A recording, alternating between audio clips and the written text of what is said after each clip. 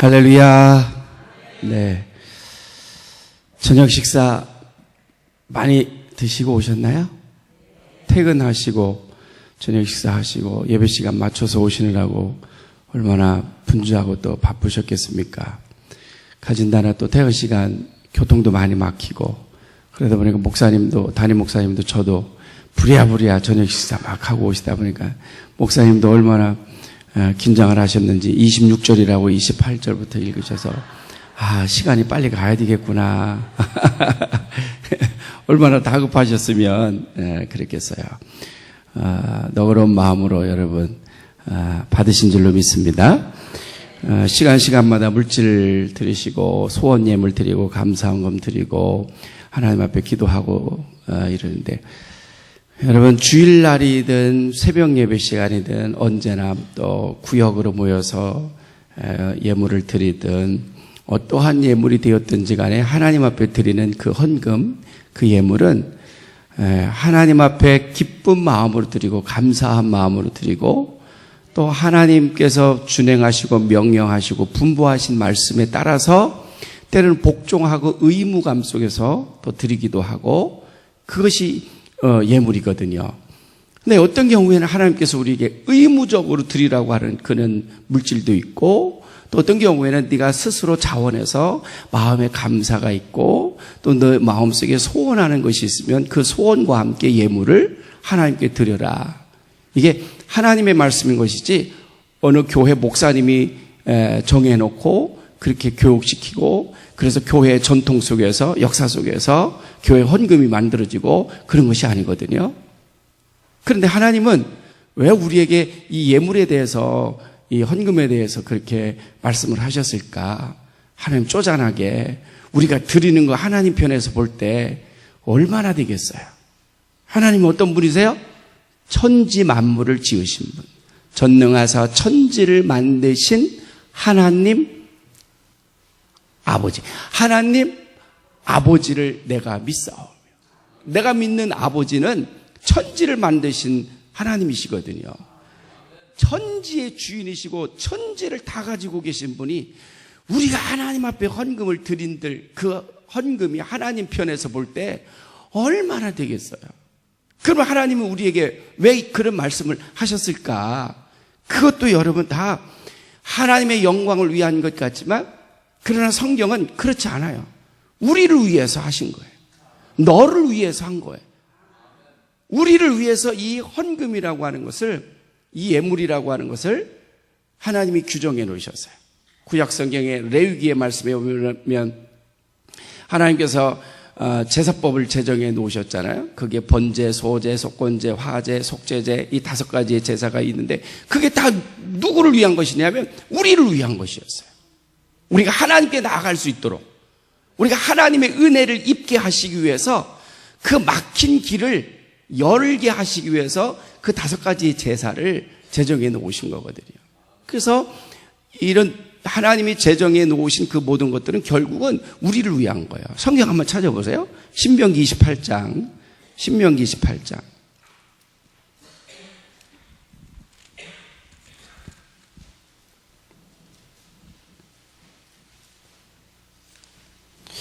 신명기가 신약 성경에 있나? 다 찾으셨나요?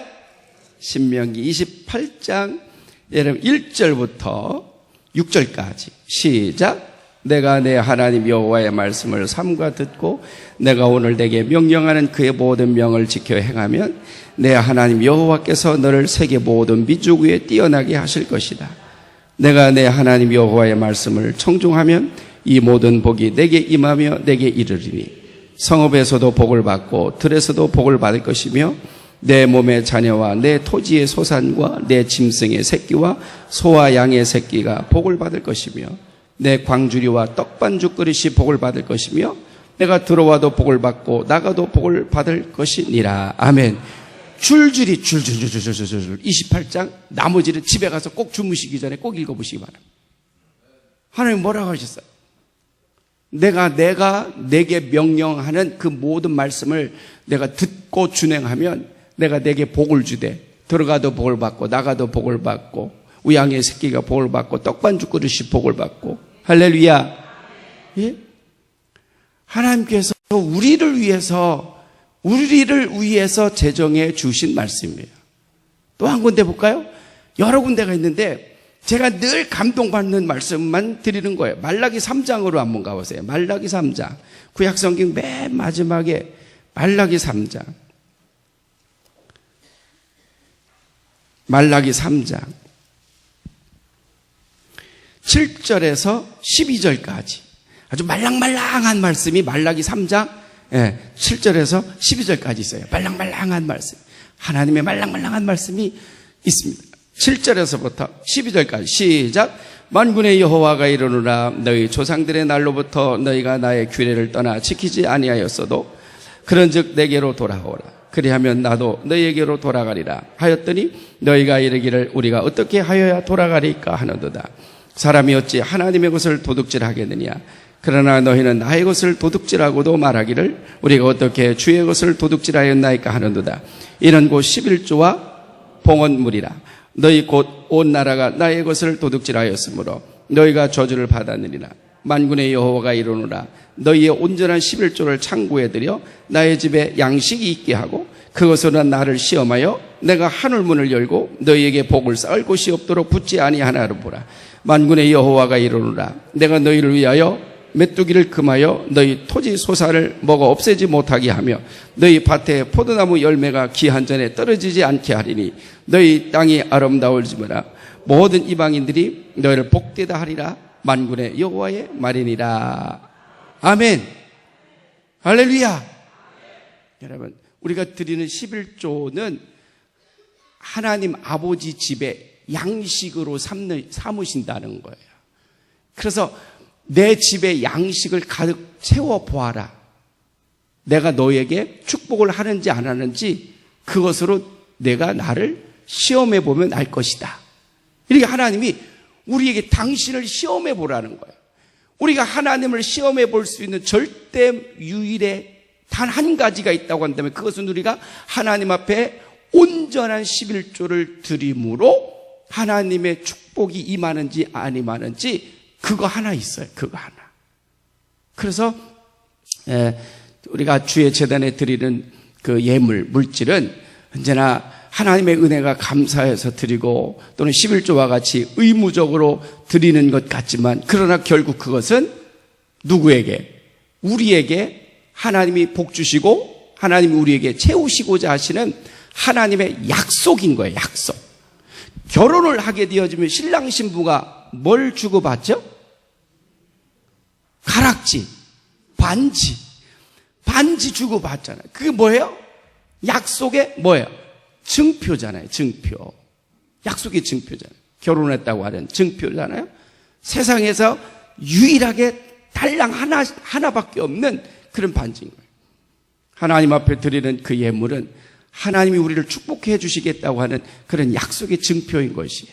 그래서 주의 제단에 드리는 것을 기쁘게 드리고 감사한 마음으로 드리고 자원하는 마음으로 드리고 스스로 드리고 그것이 작든 크든 많든 우리가 하나님 앞에 감사한 마음으로 드리게 될 때 그것이 영광이 되어지고 하나님 기쁘게 받으시고 하나님 우리에게 그 이상의 축복으로 채워주실 줄로 믿으시길 축원합니다.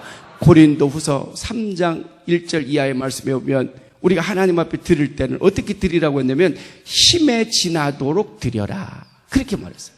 어떻게 드려야 된다고요? 힘에 지나도록 드려야 된다. 그런 말이죠. 그 힘에 지나도록 드려야 된다는 말은 우리의 마음속에서 갈등하면 안 된다는 거예요. 갈등하면 안 된다는 거예요.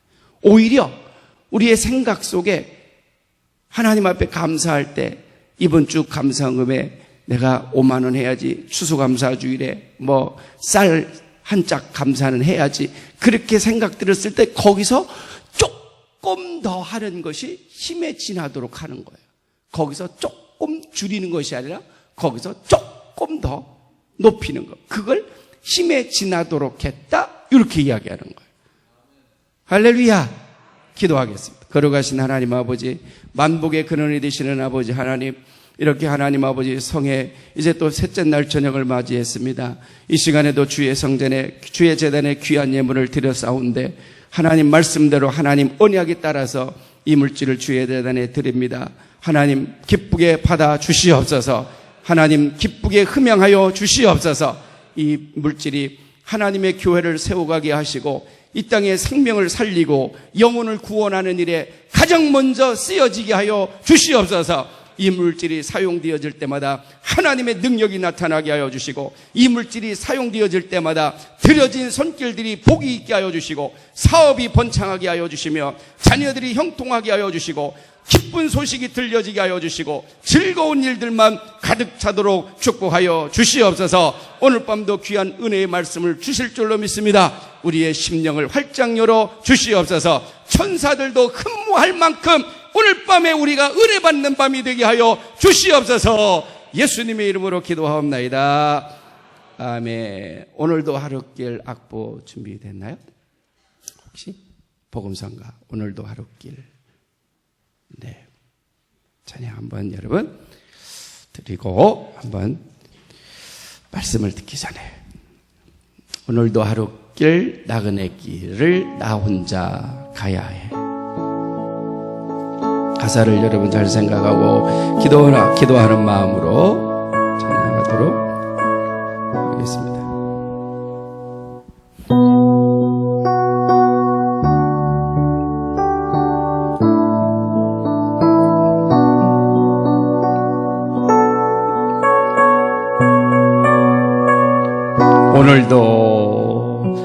오늘도 하루길 나그네 길을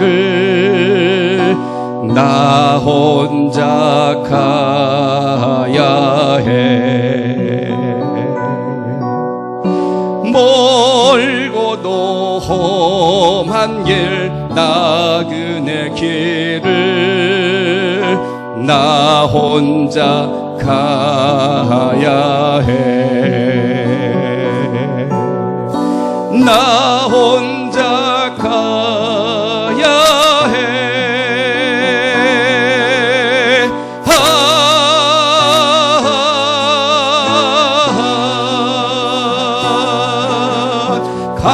갈래 갈림길 길이라도 내게 주신 주의 길 따라가려고 갈래 갈림길 길이라도 내게 주신 주의 길 따라가려고 내 집은 갈릴리 해변 내 집은 갈릴리 해변 푸른 풀밭 쉬갈 수 있는데 내 사명 다하기까지 갈 수 없네. 그리운 내 본향길 그리운 내 본향길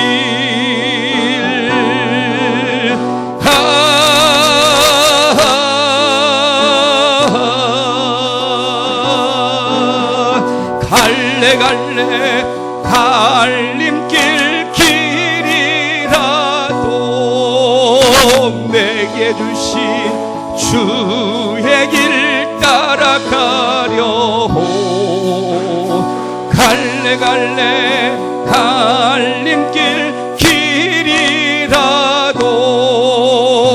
내게 주신 주의 길 따라가려고 다시 한번 오늘도 하루길 나그네 길을 나 혼자 가야 해. 주여 멀고도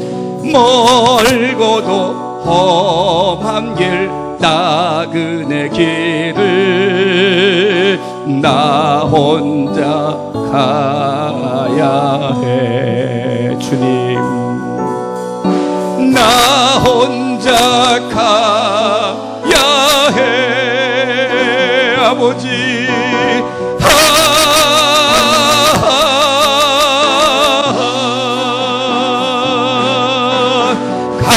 갈래 갈림길 길이라도 내게 주신 주의 길 따라가려 하네 갈래 갈림길 길이라도 내게 주신 주의 길 따라가려 내 집은 갈릴리 호수 내 집은 갈릴리 해변 푸른 풀밭 쉬갈 수 있는데 내 사명 다하기까지 내 사명 다하기까지 갈 수 없네 그리운 내 본향집 그리운 내 본향집 주여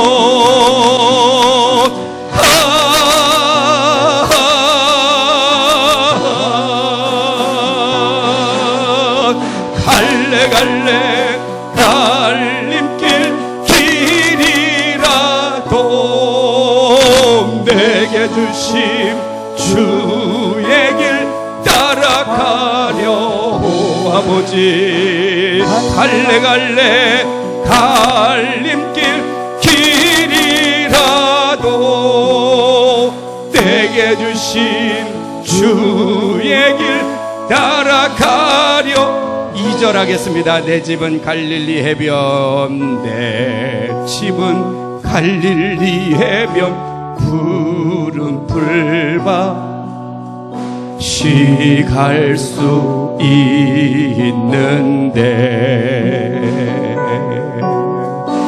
내 사명 다하기까지 갈 수 없네 아버지 그리운 내 본향집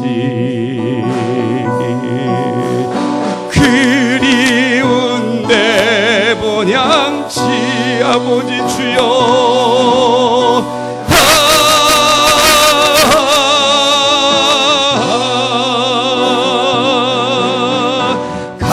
갈래 갈림길 길이라도 내게 주신 주의 길 따라가려 아멘 아멘 갈래 갈림길 길이라도 내게 주신 주의 길 따라가려 갈래 갈림길 갈림길 길이라도 내게 주심 주의 길 따라가려 갈래 갈림길 길이라도 내게 주신 주의 길 따라가려 다시 한번 합니다. 2절 내 집은 갈릴리 해변 내 집은 갈릴리 해변 푸른 풀밭 아버지 쉬갈 수 있는데 내 사명 다하기까지 갈 수 없네 그리운 내 본향집 그리운 내 본향 주여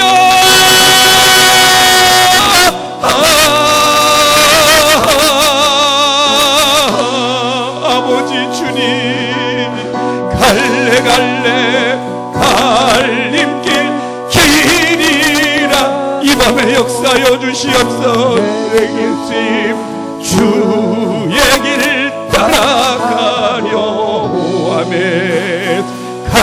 갈래 갈래 갈림길 길이라도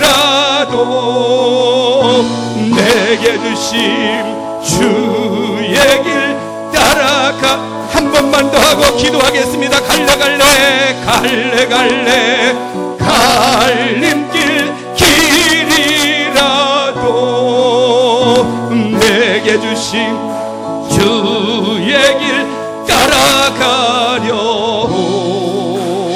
갈래 갈래 갈림길 길이라도 내게 주신 주의 길 따라가려. 주여 한번 부르고 오늘 밤을 위해서 기도합니다. 주여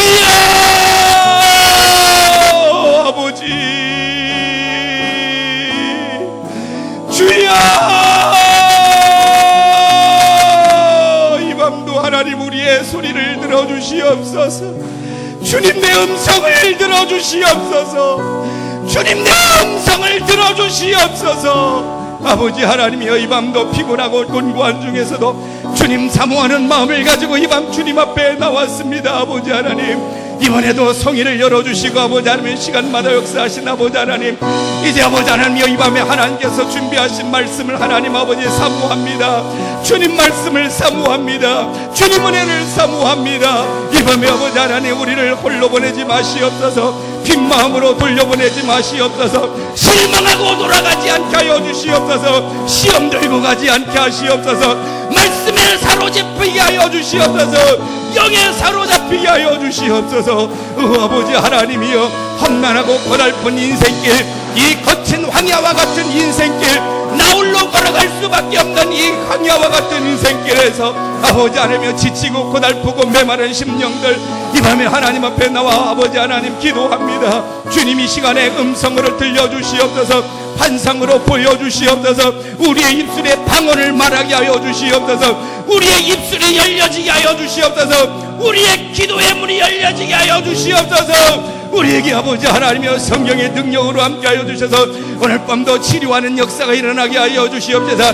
우리 자신도 모르는 사이에 우리의 육신의 모든 질병이 나서나 예수의 이름으로 떠나가게 하여 주시고, 모든 병마가 나서는 예수의 이름으로 아버지 하나님이 물러가게 하여 주셔서 아버지 하나님 치료되어지고 회복되어지는 놀라운 성령의 역사, 성령의 감동이 많은 이 밤이 되어지도록 하나님 역사하여 주시기를 하나님 간절히 원하고 기도합니다.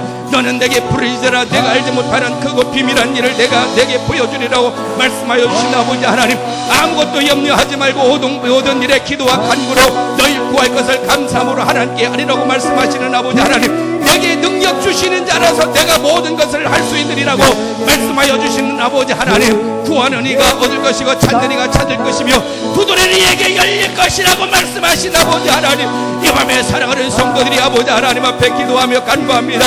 아버지 하나님, 불러 주여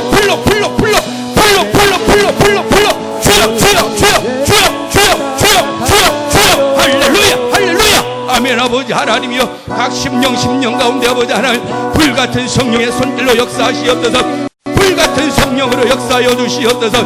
불같은 성령으로 임자하여 주시옵소서. 각 사람들 머리마다 아버지 하나님 진히 아버지 하나님 안수하여 주시고, 아버지 하나님이여 주의 사자들로 말미암아 아버지 하나님이여 사랑하는 성도들 마음을 열어주시고 영안을 열어주시고 인생의 문제를 하나님 아버지 열어주시고, 아버지 하나님의 사업의 문을 열어주시옵시고, 경제적인 문제를 풀어주시옵시고, 사람관계를 풀어주시옵시기를 하나님 간절히 원하고 기도합니다. 지금까지 아버지 하나님이여 어둠의 세력 가운데 있었던 성도들 이 밤에 나사렛 예수 이름으로 명하노니 어둠아 물러갈지어다. 어둠아 물러갈지어다. 이 더러운 약한 영들아 예수 이름으로 물러갈지어다. 예수 이름으로 물러갈지어다. 예수 이름으로 물러갈지어다. 아버지 하나님, 성령의 충만하심으로 내주하시는 아버지 하나님, 이 밤에 아버지 하나님의 성령이 아버지 하나님 마가의 다락방에 임자하여 두었던 것처럼 오늘 밤에 아버지 하나님의 성령의 불로 아버지 하나님의 충만하게 하여 주셔서 아버지 하나님의 이 재단이 아버지 하나님이여 마가의 오순절 다락방이 되어지게 하여 주시기를 하나님 간절히 원하옵니다. 여러분 더 간절히 부르짖기 바랍니다. 성령님이 임하십니다. 하나님 이 밤에 여러 군데 역사할 겁니다. 여러분 더 간절히 부르짖어 기도하시기 바랍니다. 힘을 다하여 부르짖어 기도하시기 바랍니다. 오 할렐루야 할렐루야. 영광을 받으시라 아버지 하나님, 우리에게 오시옵소서. 그간에 피곤하고 곤고하고 지쳐 있었던 우리의 심령 가운데 아버지 하나님이 우리 밤에 하나님 임재하시고 역사하여 주셔서 우리의 마음이 풀려지게 하여 주시옵소서. 우리의 영이 풀려지게 하여 주시옵소서. 우리의 벗겨진 것들이 풀려지게 하여 주시고 아버지 하나님이 회복되어지는 귀한 역사가 이 밤에 나타나게 하여 주시기를 주여 간절히 원하고 기도합니다. 아멘. 주여 아멘. 주여 아멘. 아멘 아멘 아멘 아멘 아멘 아멘. 주여 주여 주여 주여 주여 주여 주여. 오 할렐루야. 러세미로 레비게라스로 올레비게라스로 스리미로리밀로라 비게라스로 기라스리미로리밀로라 비게라스로 오레비게라스로 우리밀라라기로 수르스리미로리밀로라 비게라스로 오레비게라스로 리게라스로미르레몰로라 비게라스로 오레. 오 할렐루야 아멘. 감사합니다 하나님. 감사합니다. 영광 받으시옵소서. 주님 영광 받으시옵소서. 주님 영광 받으시옵소서. 주의 백성들로 하여금 주의 성도들로 하여금 아버지 하나님 영광을 나타내시고 영광을 아버지 하나님 드러내기에 부족함이 없도록 하나님 인도해 주시기를 간절히 원하고 기도합니다. 성령으로 역사하시옵소서. 성령의 불로 태워 주시옵소서. 성령의 불로 태워 주시옵소서. 성령의 불로 태워 주시옵소서. 아버지 하나님이여, 오늘 밤도 아버지 하나님 말씀을 통해서 우리가 변화되어지고 우리가 회개하고 우리가 하나님 앞에 아버지 하나님 돌이켜 세우며 거듭나는 이 밤이 되어지도록 하나님 역사하여 주시옵소서. 갈래 갈래 갈림길 길이라도 내게 주신 주의 길 따라가려고. 갈래 갈래 갈림길 길이라도 내게 주신 주의 길 따라가려. 내 집은 갈릴리 해변, 내 집은 갈릴리 해변. 푸른 풀밭 쉬갈 수 있는데 아버지 내 사명 다기까지 갈 수 없. 아버지 주님 그리운 내 본향지. 아멘. 그리운 내 본향지 주여.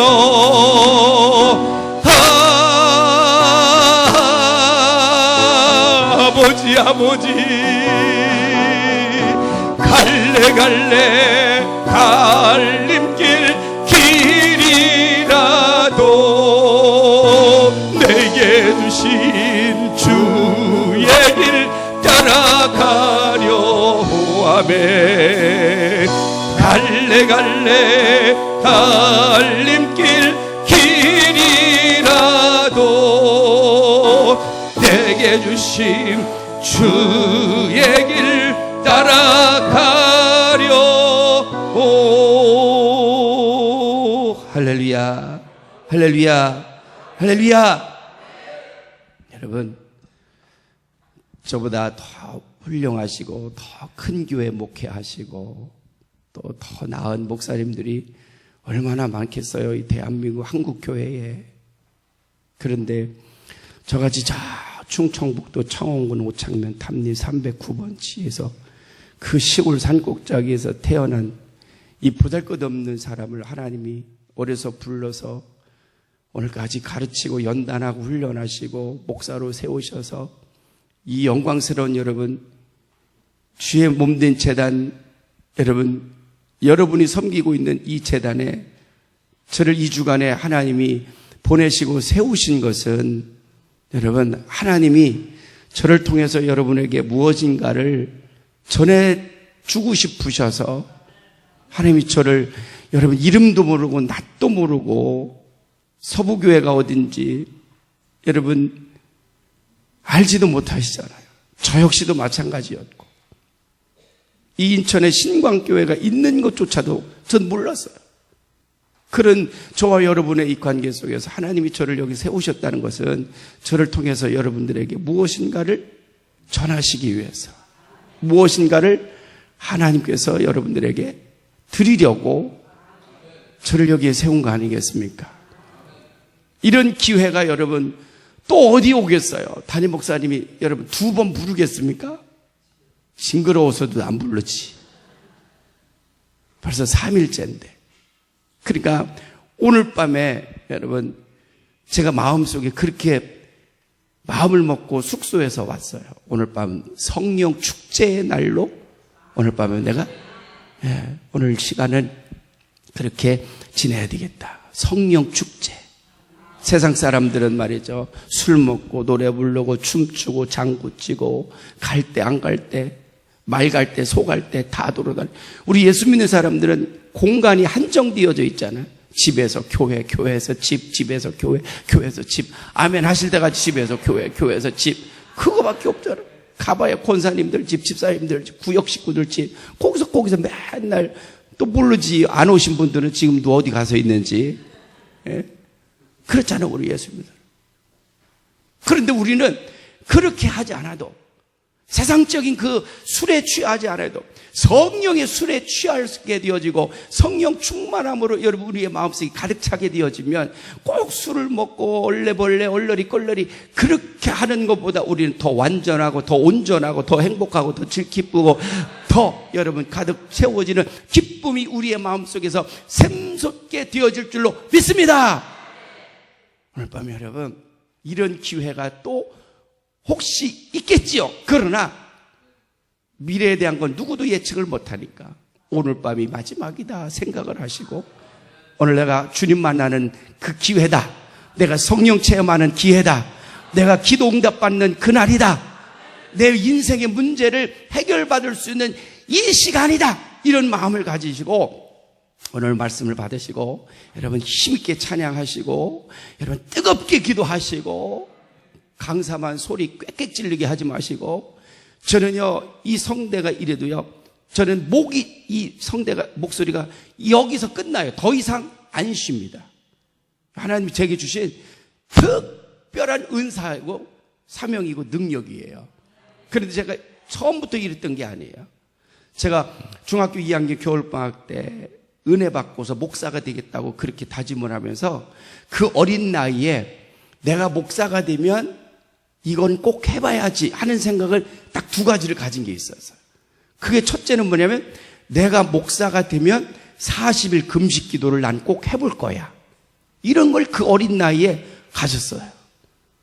그리고 또 하나는 내가 목사가 되면 나는 내가 목회하는 동안에 교회를 10개를 꼭 지어가지고 아버지 하나님 앞에 드릴 거야.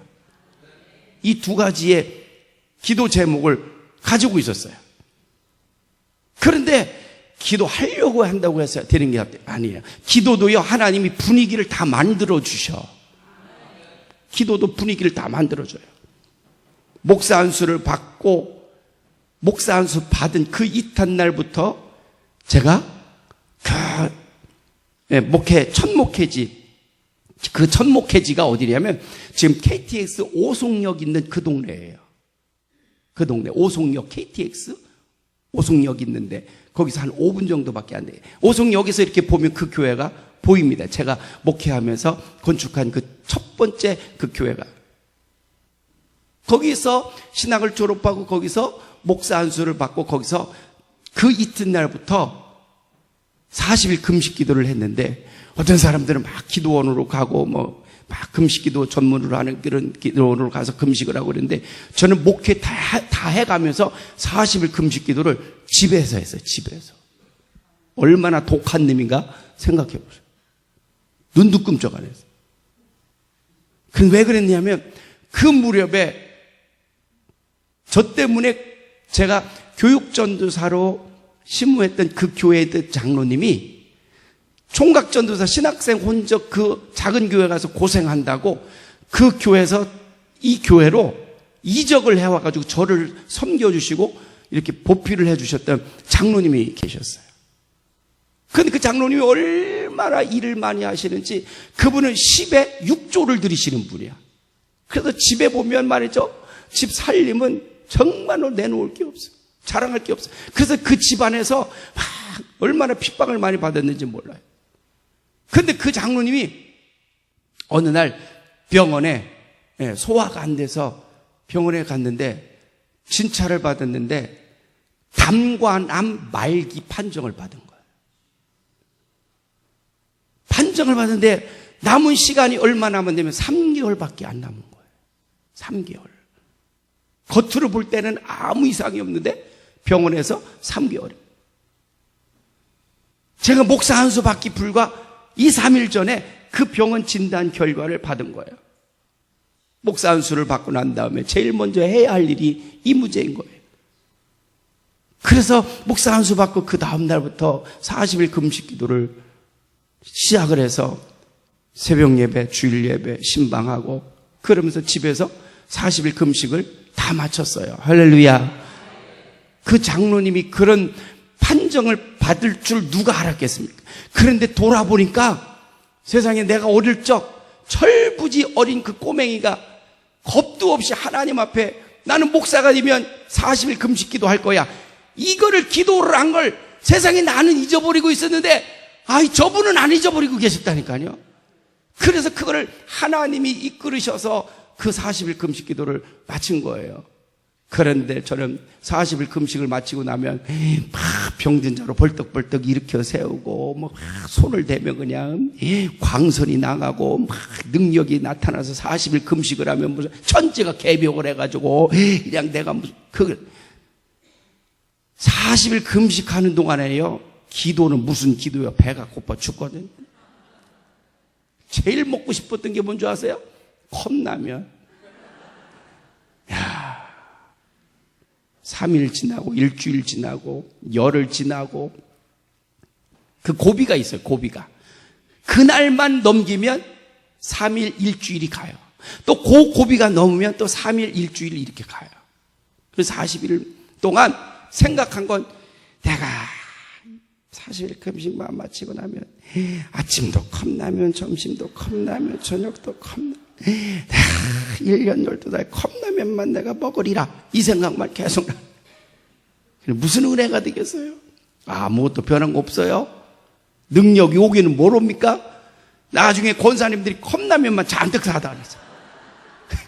컵라면 응답만 받았어요. 컵라면 응답. 그런데 놀라운 것은요, 그런 현상들은 나타나지 않는데 그 다음부터 제가 알지 못하는 능력이 생기고 은혜가 생겼는데 이 성대를 하나님이 저에게 이렇게 축복해 주셨어요. 예? 그리고 설교할 때 어느 강단에 쓰든지 두렵거나 무섭거나 떨거나 그런 게 없어졌어요. 그게 능력이잖아요. 내가 손을 얹어서 병 고치게 되어지면 여러분 어떻게 되겠습니까? 주님 영광 다 가릴 거 아니겠어요? 큰 역사가 일어났어요. 그래서 오늘 밤에도 여러분 찬송 부를 때 힘있게 찬송 부르시고 기도할 때 정말로 사력을 다해서 오늘 밤에 기도하시게 되어지면 성령께서 여러분 우리 가운데 오셔서 우리를 기쁘게 하시고 우리를 행복하게 만드시고 우리의 문제를 해결해 주실 그런 응답이 있게 될 줄로 믿으시길 축원합니다. 아브라함 시대 때에 사해바다 남쪽 끝자락에 소돔고모라 성이 있었어요. 소돔고모라 성.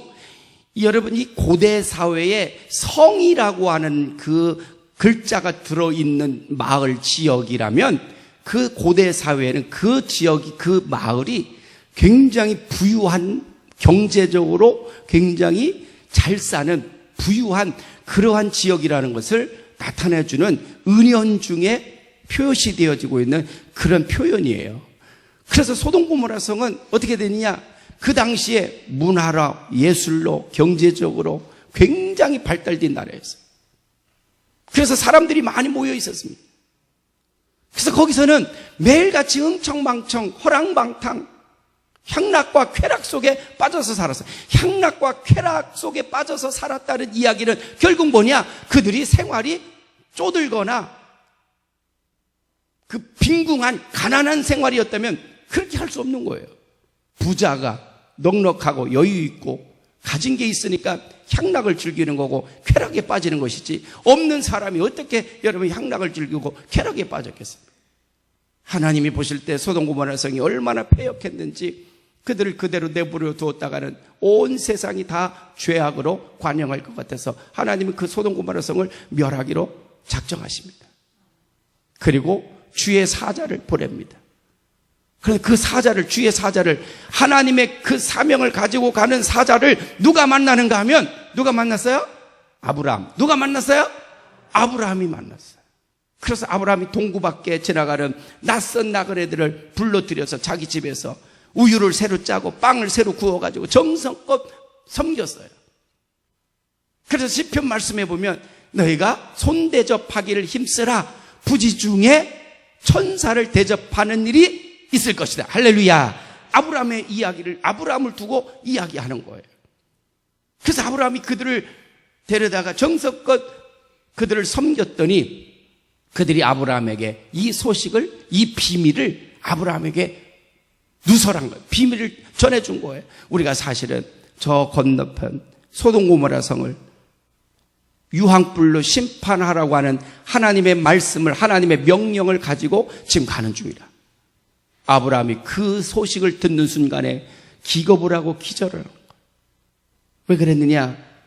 그 소돔 고모라 성에 누가 살고 있었느냐면 하란 땅에서 그가 하나님의 음성을 듣고 말씀만 의지하고 올 때에 아브라함이 데리고 온 아브라함의 조카가 그 소돔 고모라 성에 살고 있었던 거예요.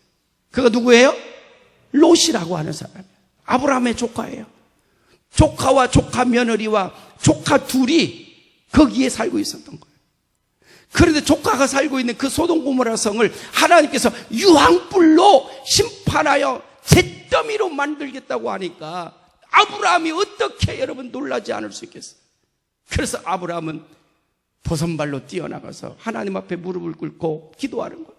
여호와 하나님이여, 하나님 나의 아버지시여, 어찌 하시려고 소돔 고모라 성을 멸하시려고 하시나이까? 혹이나 만일 그 소돔 고모라 성에 의인이 있다고 한다면 하나님 어떻게 하시려고, 아버지 어떻게 하시려고?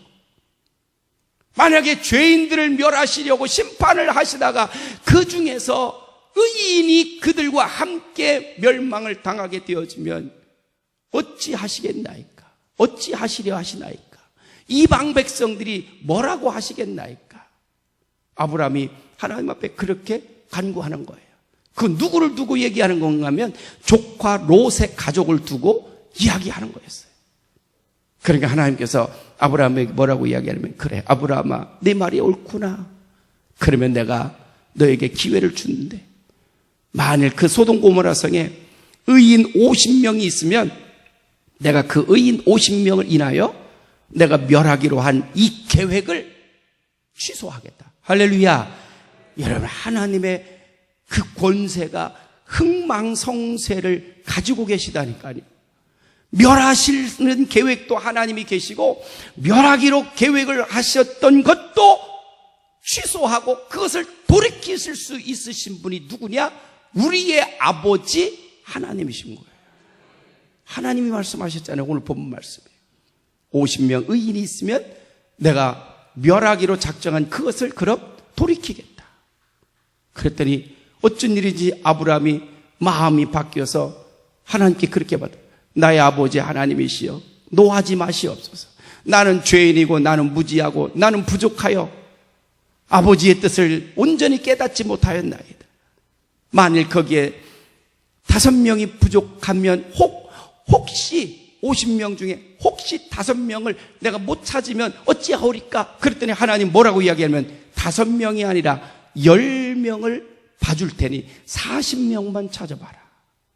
5명만 아브라함은 깎아달라고 했는데 하나님은 10명을 깎아주셨어요. 야, 여러분 성경을 읽으면서 이런 거 보면 가슴이 떨리지 않나요? 가슴이 찡하네요. 정말로 눈물이 핑 도네요. 정말로 이런 게 아니라 이 성경을 읽으면서 이 말씀을 읽으면서 여기서 눈물이 핑 돌아야 되고 마음이 가슴이 찡해야 되고 이렇단 말이죠. 5명만 봐달라는데 하나님은 세상에 10명을 깎아주셨다니까요.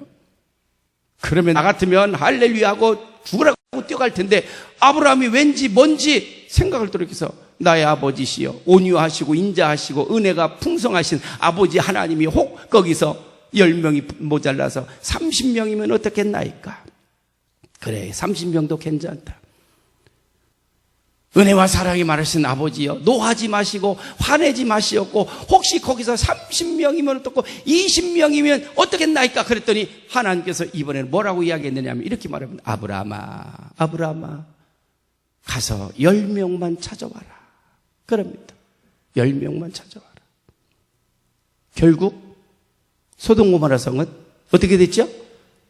유황불로 잿더미로 변하고 말았어요. 이 이야기는 뭐예요? 그 엄청난 그 고대 사회의 성을 쌓고 성을 이루고 살았다고 한다면 대도시인 거예요. 대도시. 그 대도시에 전화 받았어요. 대도시에 의인 10명이 없었단 말이에요. 거기서 고작 살아나온 사람은 롯과 롯의 아내와 롯의 두 딸. 그 중에서 롯의 아내는 도망치다가 뒤를 돌아봐서 소금 기둥이 돼버리고 말았어요. 죽은 거나 마찬가지죠. 결국 롯과 두 딸만 간신히 살아나왔습니다. 의인 10명이 없어서 그 거대한 성 소돔고모라 성이 그 경제 성장을 이루고 당시에 최고의 발전되어져 있었던 그 소돔고모라 성이 하룻밤 사이에 잿더미로 변해서 그 다음 날 아침 롯이 그 소돔고모라 성을 바라보니 옹기점에 연기가 나는 것처럼 연기가 피어올랐더라. 이렇게 말하고 있습니다. 여러분, 이 말씀 속에서 아브라함의 중보하는 그 기도, 아브라함의 중보하는 모습을 오늘 우리는 첫 번째로 배워야 돼요. 끝까지 하나님 앞에 5명이면 어떻습니까? 10명이면 어떻습니까? 20명이면 어떻습니까? 30명이면 어떻습니까? 나의 아버지여, 노하지 마시옵소서. 나의 아버지여, 화를 내지 마시옵소서. 그 성에 30명이 있으면 어떻습니까? 20명이 있으면 어떻습니까? 라고 하면서 하나님 앞에 끊임없이 계속 기도하면서 하나님 앞에 은혜를 구하는 그 아브라함의 중보하는 모습, 소돔고모라 성을 어떻게 해서든지 구원해 보려고 하는 아브라함의 이 끈질긴 중보의 기도. 여러분, 전도의 대상자들, 내가 전도해야 될 그 안타까운 심령과 그 생명과 그 영혼을 지금 벌써 포기하고 그 생명줄을 놓아버린 그 사람들이 혹 있지 않습니까? 1년이 지나도 2년이 지나도 오늘도 가도 내일 가도 어쩌면 그렇게 완악한지 눈곱만큼도 털끝만큼도 마음이 열리지 않아가지고 예수의 예자도 못 꺼내게 만들고 교회의 교자도 못 만들고 너나 잘 믿으라고 하고 예수를 믿을 것 같으면 내 주먹이나 믿으라고 하고 야 예수 믿는 것들 요새 볼만하더라 뭐 어디가 어떻고 막 이래가면서 그러니까 여러분 우리 자신들도 용기를 잃어버리고 에이 지옥이나 확 가버려라 가서 맛을 좀 봐라 그런 건 아니지만 여러분 그렇게 해서 전도하려고 작정해 놓은 사람들을 벌써 그 생명줄을 놔버린 그 영혼들 그 생명이 있지 않나요? 여러분 만일 꼭 그런 건 아닙니다.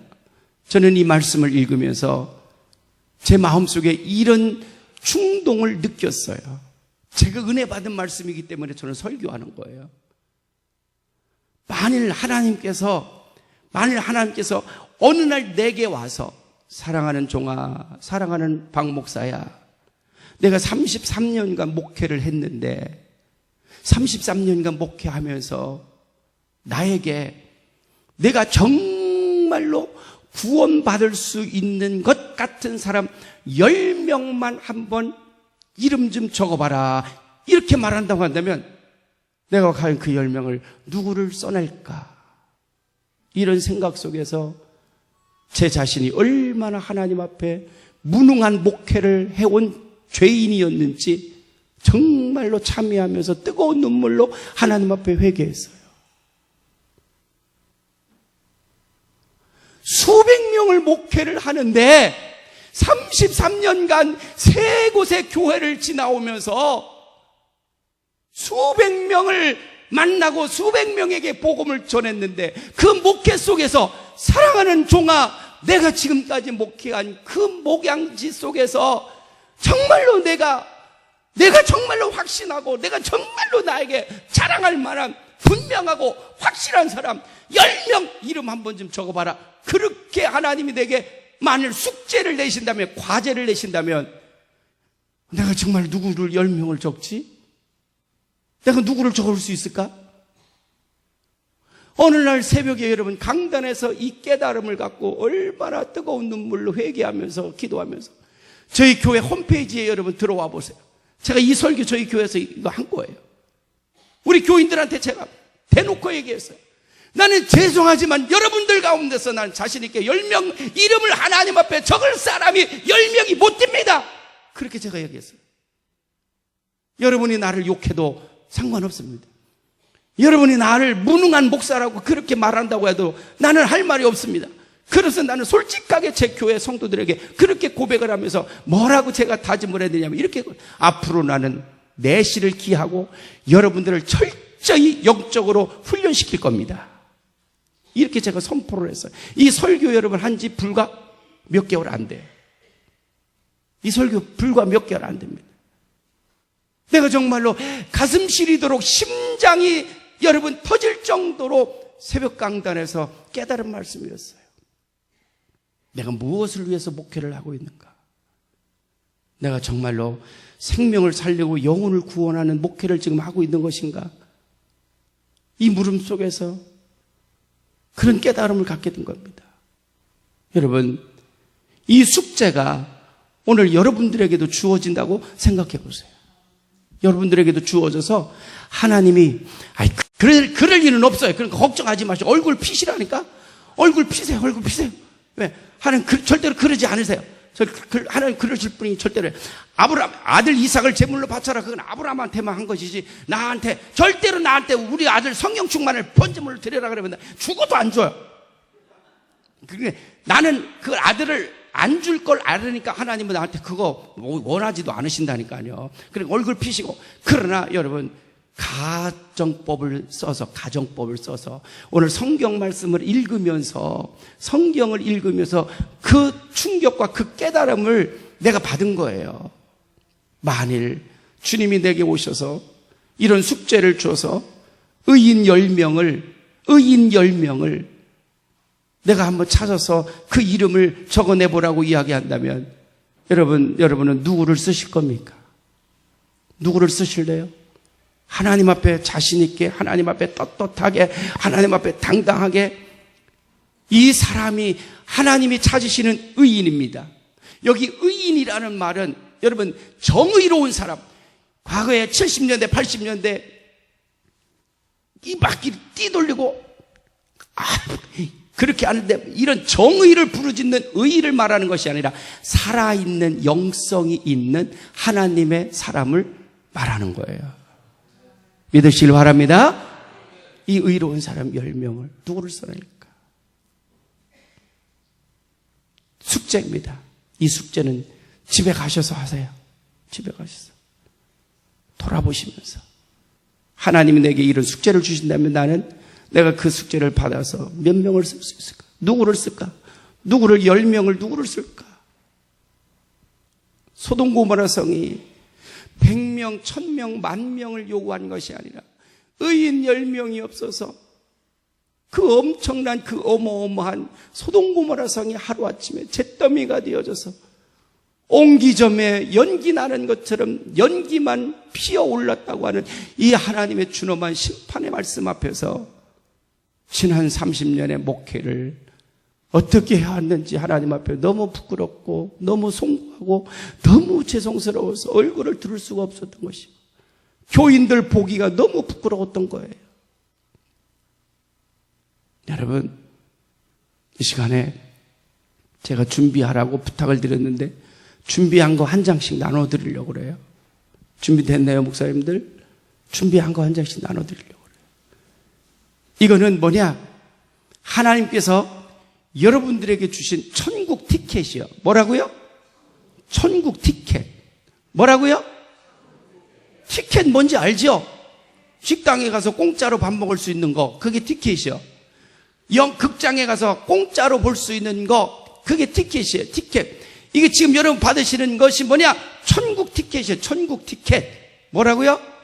천국 티켓. 근데 이 천국 티켓은 여러분 가는 천국 티켓이 아니에요. 여러분은 이미 다 천국 가는 열차표 다 가지고 있어요.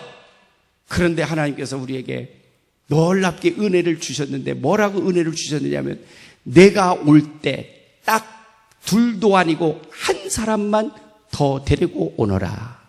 이런 티켓이에요. 너 말고 내가 올 때 너와 함께 내가 정말로 한 사람만 딱 데리고 함께 오너라 하는 하나님의 천국 티켓이야. 두 사람도 안 돼요. 세 사람도 안 돼요. 딱 한 사람, 오직 한 사람, 오로지 한 사람. 여러분, 이거 그냥 쉽게 쓰지 마세요. 쉽게 쓰지 마세요. 간단하게 생각하지 마세요. 마음속으로 고민해야 돼요. 하나님께서 내가 천국에 나중에 가게 되어질 때, 그 천국에, 내가 천국에 올 때 너 홀로 오지 말고 내가 올 때 내가 반드시 꼭 필요한 사람 한 사람만 내가 데리고 오너라 라고 하는 그런 천국 티켓을 여러분이 받으신 거예요. 누구를 데리고 가시겠습니까? 누구에게 이 티켓을 줄 수 있겠어요? 누구에게 주렵니까? 기도하겠습니다. 하나님 아버지, 다시 한번 우리 자신들을 돌아봅니다.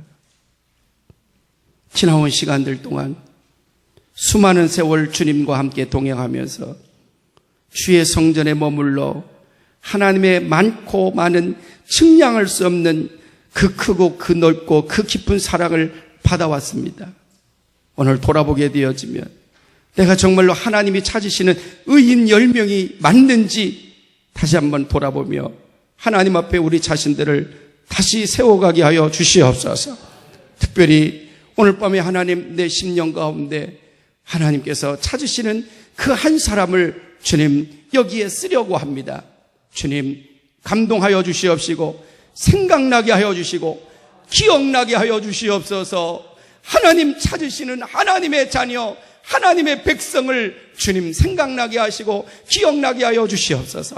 나만 예수 믿고 나만 천국 갈 것이 아니라 하나님, 이 사람 함께 가기를 원합니다. 하나님, 이 사람 동반하기를 원합니다. 하나님, 이 사람이 꼭 천국에 가기를 원합니다. 이 사람이 반드시 하나님의 백성이 되기를 원합니다. 주님 역사하여 주시고 기억하여 주시고 붙잡아 주시옵소서. 역사하여 주시옵소서. 깊이 하나님 생각하고 또 생각하며 주님 이 이름 석자를 기록하려고 합니다. 하나님 도와주시옵소서. 지금까지 이들의 마음이 어떠하였던지 간에 이제 이 이름을 기록하는 순간 성령님께서도 이 이름을 기억하여 주셔서 하나님의 백성으로 인쳐주시고 그들의 마음을 열어주시고 영혼을 열어주시옵소서. 예수님의 이름으로 기도하옵나이다. 아멘. 써보세요. 지금 첫 번째 생각나는 사람 쓰세요. 첫 번째 생각.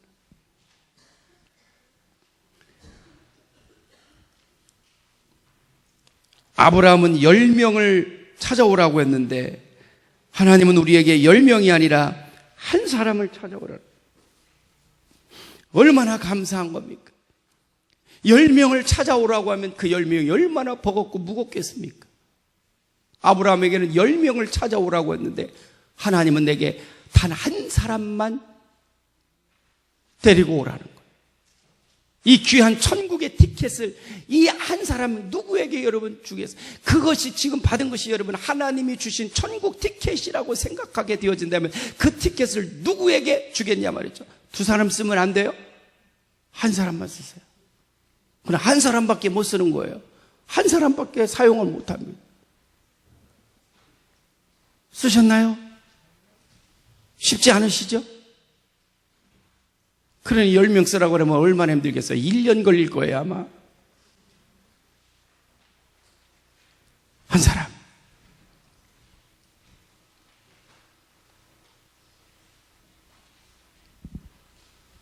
다 쓰셨습니까? 쓰셨나요? 네, 앞에서 뒤로 보내겠습니다. 앞에서 뒤로. 자, 맨 앞줄에 계신 분 일어나셔서 쭉 걷어주시기 바랍니다.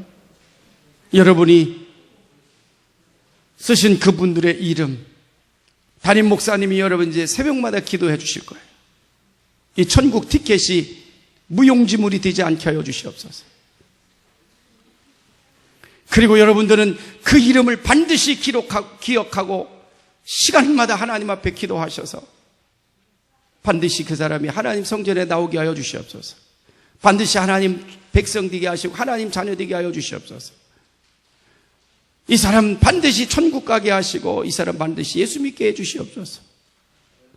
할렐루야, 할렐루야. 여러분은 그분의 이름을 기억하시고 담임 목사님은 또 담임 목사님 나름대로 새벽마다 여러분 그 이름을 불러가면서 기도하게 되어질 때 성령이 역사하시면 하나님 아까 말씀하셨잖아요. 5명만 봐달라고 하는데 10명을 봐주시면서 심판하고 멸망시키겠다고 한 것을 내가 그 진노를 거두겠다고까지 하시는 분이 하나님이시다, 그런 말씀이죠. 그 하나님의 능력을 믿으시길 바랍니다. 그 성령의 도우심을 믿으시길 바랍니다. 할렐루야. 내 힘 갖고 하려고 하지 마세요. 내 능력 갖고 하려고 하지 마세요. 성령님의 도움을 받으셔야 돼요. 하나님의 도움을 받으셔야 돼요. 내가 기도할 때 역사는 누가 하느냐? 하나님이 역사하시고 성령이 역사하시는 거예요. 그걸 믿으시기를 주 여러분으로 축원합니다. 여러분, 두 번째, 이 말씀, 본문 말씀을 통해서 하나님이 우리에게 들려주시고자 하시는 것은 바로 무엇이냐? 아브라함의 중보 기도보다도 하나님이 죄인을 용서하시는 끝없는 하나님의 무한하신 은혜와 사랑을 표현해 주시는 거예요.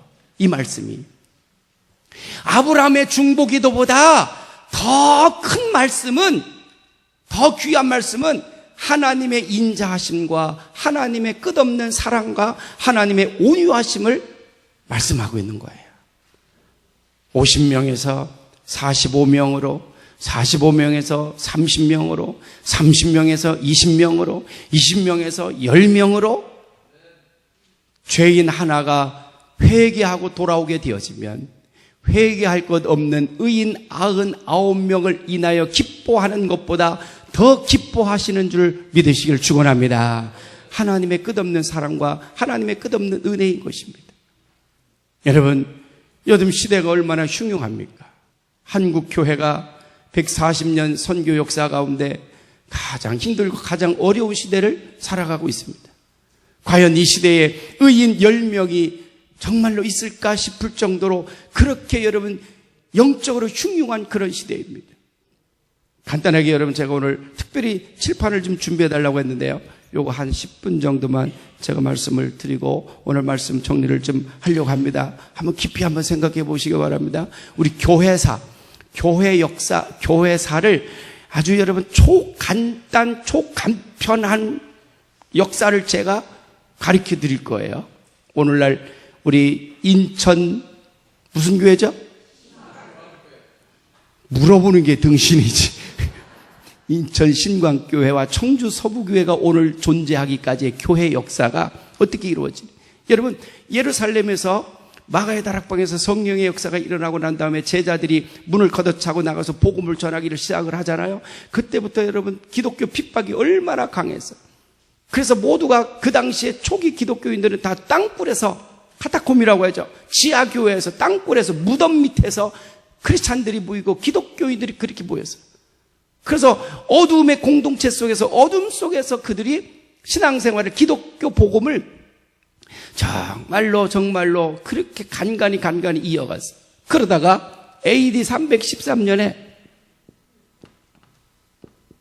밀라노 칙령이 여러분 선포됩니다. 밀라노 칙령은 뭔지 알죠? 로마의 콘스탄틴 황제 3세가 기독교를 공인화해 주는 것이 바로 밀라노 칙령이라는, 이게 언제? AD 313년. 예수님을 기준으로 AD, BC 나누는 건 여러분 상식이니까 잘 아시죠? 예수님 탄생 313년, 300년 뒤에 기독교가 공식으로 인정된 거예요. 그게 콘스탄틴 황제가 그렇게 선포를 한 겁니다. 그 선포하는 데는 두 가지 학설이 있어요. 하나는 콘스탄틴 황제의 어머니가 기독교도였다 이렇게 주장하는 사람이 있고, 또 한 이론은 어떤 주장이 있는가 하면 콘스탄틴 황제가 당시에 로마가 그 근동 지방을 다 장악하고 로마 대제국을 이루고 있었으니까 콘스탄틴 황제가 그 속박을 받고 있는 그 나라들, 그 속박국들을 잘 조용하게 평안하게 정치를 하기 위해서 기독교도들을 공식적으로 인정을 해줬다. 이런 두 가지 학설이 있어요. 어쨌든 뭐 이랬든 저랬든 그 사람이 이거를 해준 거야. 그래서 313년에 기독교가 공인화 되어지면서 인정을 받고 누구도 기독교를 핍박할 수 없고 죽일 수 없고 잡아갈 수 없는 그러한 로마 대황제의 선포가 있어지게 되어지니까 기독교도들이 땅속에 지하에 숨어서 신앙생활하던 사람이 두더지처럼 땅 위로 막 솟아오르기 시작하는데 어마어마하게, 할렐루야, 얼마나 많이 땅속에 있었는지 개미떼처럼 그냥 막 지상 위로 막 올라오는 거예요. 그래가지고 로마 대교구를 중심으로 해서 5개의 교구가 나누어져요. 5개의 교구가 나누어져. 로마 중심으로 한 로마 대교구, 그 다음에 콘스탄티노플 교구, 그 다음에 안디옥 교구, 예루살렘 교구, 그 다음에 알렉산드리아 교구. 이렇게 5개 지역을 나누어서 기독교가 교구가 만들어져요. 5개 교구가 만들어져요. 그래서 이 5개 교구가 잘 오다가 1054년에 이 로마 대교구가 너무 세력을 확장하면서 다 장악하려고 그런 보이지 않는 알력 행사를 해요. 그래가지고 여기서 이 5개 교구가 나누어지는데, 그때가 1054년에 이 5개 교구가 나누어지는데 어떻게 나누어지는가 하면 로마 대교구하고 나머지 4개 교구 이렇게 나누어져요. 이 로마 대교구는 당시 서유럽을 중심으로 구성되어져 있는 기독교 공동체고, 요 나머지 4개 교구는 동유럽이 아니라 북유럽을 중심으로 한 4개 교구는 그쪽으로 나누어지게 됩니다.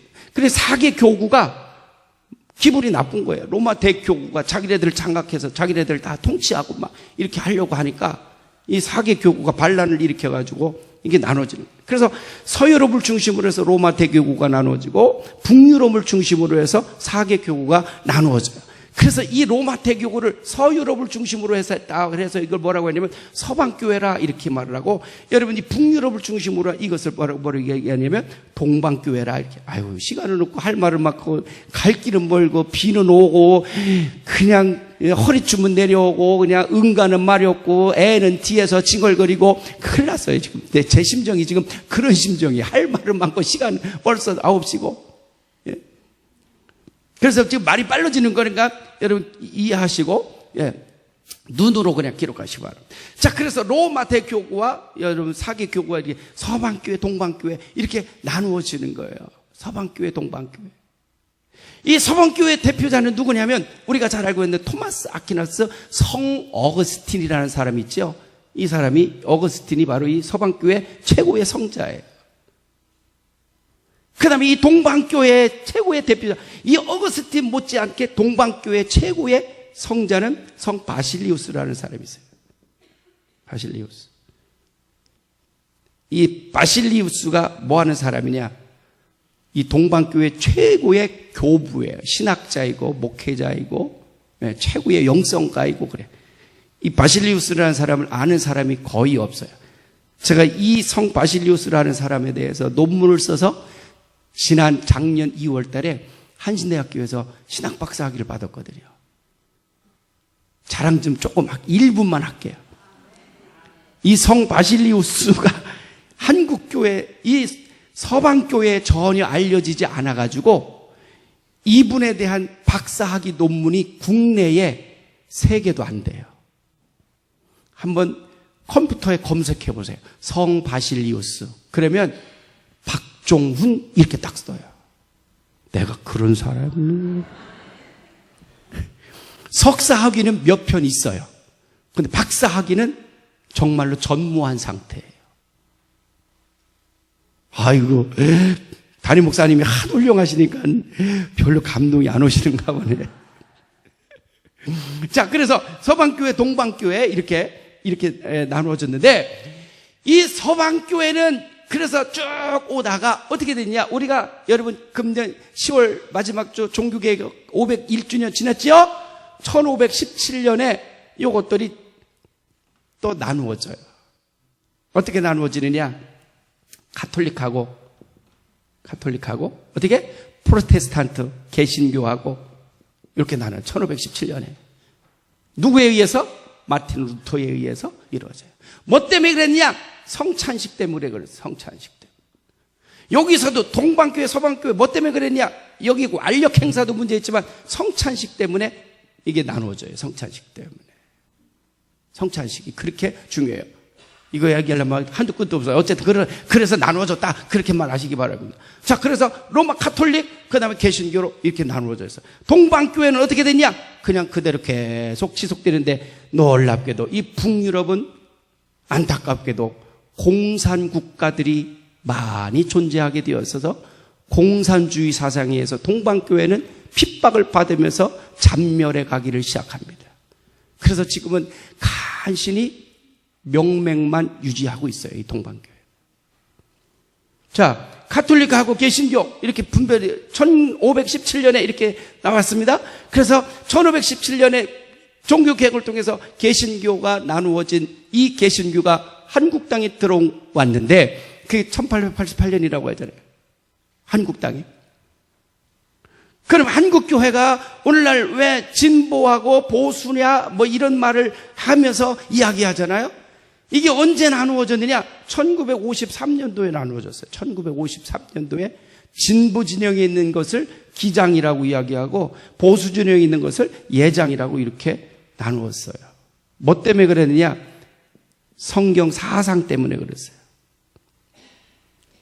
성경을 해석하는 문제에 있어서 진보적인 급진적인 그런 해석을 하고 보수적인 그런 해석을 하는 그 차이 속에서 1953년도에 기장과 예장, 예장과 기장 이렇게 나누어졌어요.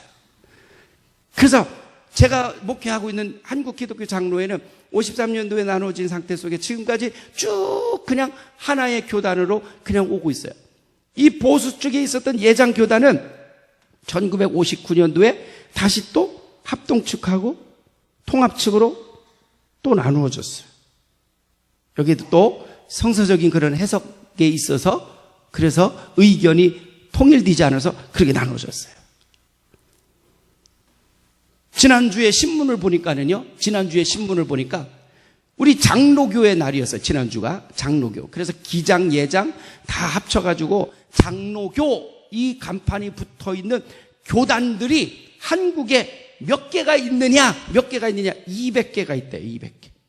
200개 교단이 있어요. 200개 교단이. 얼마나 많은 거예요. 여러분, 대략적으로 요것만 알아도 그냥, 우리 기독교 개신교의 역사가 이렇게 흘러온 곳이구나. 요것만 알면 돼요. 더 자세한 건 여러분, 여기서, 여기 1517년 여기서 종교개혁이 일어나면서 가톨릭하고 개신교가 나누어지는 이 속에서 루터교가 여기서 나와요. 루터교가 나오고 영국의 성공회가 여기서 나와요. 이 가톨릭하고 개신교 니들 그렇게 싸우는 거 싫다. 그렇게 해서 루터교는 마틴 루터의 그 개혁 정신을 그대로 이어받아가는 그 교가 이 마틴 루터 교회고, 카톨릭하고 개신교회 속에서 서로 네가 옳으냐 마느냐 하는 그 틈바구니에서 영국은 성공회라고 해서 이것도 아니고 중간 입장에 있어서 영국 성공회가 나오고 이렇게 하는 거예요. 감리교, 순복음, 성결교, 그리스도교 이런 한참 뒤에 나오는 교단들이에요. 이해 가시죠? 자, 200개의 교단이 있어요. 200개의 교단이 있는데 우리가 긍정적으로 보면 저렇게 많이 나누어져서 선교 100년 역사 속에, 전 세계 기독교 역사 속에 100년 만에 이렇게 부흥한 기독교 역사가 없다고 칭찬을 하는 거 아니에요. 반면에 부정적인 의미에서는 이렇게 급성장하다 보니까 여러분, 제가 그냥 본 거예요. 제가 본 거예요. 1054년에 로마 교구와 서방교회, 동방교회가 나눠졌어요. 313년에 밀라노 칙령에 기독교가 공식 인정됐어요. 다 빼고, 짜투리 빼고, 여기서 여기까지 종교개혁이 서방교회, 동방교회 나누어지는 이 시점까지 몇 년이 걸렸냐면, 다 빼고, 짜투리 빼고, 약 1000년 걸렸어요. 1000년 걸렸어요. 1000년 걸려서 서방교회, 동방교회 나누어져서 이 서방교회, 로마 카톨릭하고 개신교가 나누어진 데가 1517년이에요. 1517년. 여기서 여기까지 오르는데 대략적으로 약 500년 왔어요. 500년. 그러면 여러분, 지금 금년에, 지난주가 종교개혁 501주년이었습니다. 501주년. 작년에 종교개혁 500주년이었어요. 이건 제가 그냥 공부하면서 제가 생각해 느낀 느낌이에요. 느낌. 여기서 여기까지 1000년 걸렸고, 1000년 걸리면서 1000년의 시간이 오면서 타락했어요. 처음에 출발할 때는 얼마나 뜨겁게, 얼마나 여러분 진리 안에서 일치성을 가지고 출발했는지 몰라요. 1000년이 지나오면서 네가 잘났다, 너는 틀렸다, 나는 맞다. 그래서 서방교회, 동방교회가 나누어졌어요. 그리고 거기서 약 500년 오면서 서방교회에서 여러분 나누어지는 거예요. 종교개혁 500년이 됐어요. 금년에 500년. 우리 한국교회가 여러분 지금 회개해야 된다고 말하고 있잖아요. 회개해야 된다고. 꼭 그런 건 아니지만 이상하리만큼 왠지 가슴이 코끝이 찡할 정도로 1000년이라고 하는 것과 500년 또 500년이라고 하는 이 숫자의 이 연대, 이 역사 속에서 왠지 뭔가 생각해야 할 점이 있구나. 지금 우리가 회개하고, 지금 우리가 돌아서고, 지금 우리가 다시 원점으로, 다시 처음으로 돌아가야 할 시간이 아닌가. 이런 생각이 저 개인적으로 들은 거예요. 사랑하는 여러분, 우리 주님께서는 우리가 언제나 진리 안에 온전히 거하기를 원하시고, 그 진리에서 벗어나지 않기를 원하셔서 성령으로 늘 역사하시고 우리를 감동해 주시는 줄로 믿으시기를 축원합니다. 의인 10명이 없어서 소돔 고모라 성이 명했습니다. 여러분, 저는 요즘 첫날 저녁에도 말씀을 드린 대로 이번 주 토요일 날도 또 결혼식 합니다. 지난 10월 달 매주 결혼식을 하는데, 결혼식장에서, 교회에서 예식을 하면 괜찮은데 예식장에서 예식을 하는 그 순간이 얼마나 위축이 되는지. 거기에는 예수 믿는 사람도 있는가 하면 예수 안 믿는 사람들이 축하객이 다 있는 거 아닙니까? 그 사람들이 나를 보면서 마치 그러는 것 같아요. 아이고, 저것도 목사예요? 저기도 목사 있네? 목사? 그렇잖아. 내가 내 스스로 내 자격지심이 그런 생각이 드는 거예요. 30년 목회를 하면서 목사에 대한 그러한 용기를 잃어보는 적이 지금이 처음인 것 같아요. 어디 가서 담대하게, 자신감 있게, 용기 있게 내가 목사입니다, 이것을 말할 수 없을 그런 시대가 요즘 이 시대예요. 이단들이 신천지가 난리를 치고 사회 물의를 일으키고 안산원 증인인 하나님의 교회라고 하는 곳에서 기존 교회들이 여러분 빚을 지어서 여러분 교회를 건축하다가 넘어가는 도산하는 교회는 하나님의 교회가 다 쓸어가고 신천지가 다 점령해 다 사들이고, 얼마나 여러분 우리가 지금 우리 개신교도들이 깨어서 기도해야 되고 하나님 앞에 회개해야 될 그러한 때냐, 그런 말이죠. 목사가 왜 이렇게 여러분 어깨가 처져야 되고, 목사가 왜 용기를 상실하고 용기를 잃어야 되는 그런 시대가 되었느냐, 그런 말이죠. 누군가는 그랬어요. 위기는 기회다. 비 온 뒤에 땅이 굳는다. 로마서의 말씀에도 보면 여러분, 환난은 인내를 낳고 인내는 연단을 낳고 연단은 소망을 이루는 줄 알미니라. 할렐루야. 우리가 의기소침할 거 없어요. 지금 여러분 천국 티켓 한 개씩이라고 그렇게 이야기했는데, 여러분 전도하는 걸 두려워하지 마십시오. 할렐루야. 더 열심히 전도해야 돼요. 그 전도는 어떻게 되냐? 이제는 입으로만 해서는 절대로 안 되는 전도예요. 지금은 어떻게 돼? 생활로 전도를 해야 돼요. 삶으로 전도를 해야 돼요. 행동으로 전도를 해야 돼요. 할렐루야. 삶으로, 행동으로, 진정한 그리스도인으로, 참된 그리스도. 따라해 보겠습니다. 나부터 예수를 똑바로 믿겠습니다. 나부터 예수를 바로 믿겠습니다. 그러면 되는 거예요. 그러면 나만이라도 삐뚤어지지 않고, 나만이라도 곁길로 가지 않고, 이제부터라도 교회가 교회 되어지고, 성도들이 성도들 되어지고, 목사가 목사 되어지면 여러분 한국교회는 여러분 주저앉지 않습니다. 반드시 다시 일어나고 반드시 부흥하게 될 줄로 믿으시기를 축원합니다. 축원합니다.